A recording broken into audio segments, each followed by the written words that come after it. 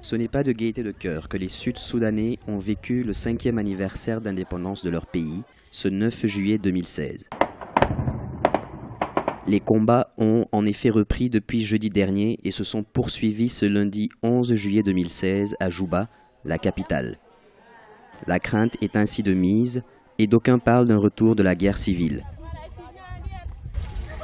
Si la peur s'est à nouveau installée, de même que la famine, les populations continuent de se réfugier et se retrouvent face à des problèmes interminables comme la malnutrition des enfants qui ne cesse de s'accroître. C'est le cas au niveau du camp de Kakuma, au Kenya.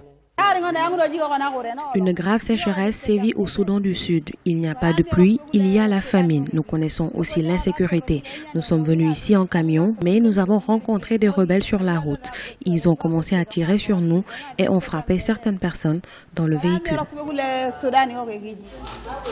Selon l'agence onusienne en charge des réfugiés, on dénombre une centaine de personnes en provenance du Sud-Soudan qui arrivent chaque semaine dans le camp de Kakuma, lequel a atteint la limite de ses capacités.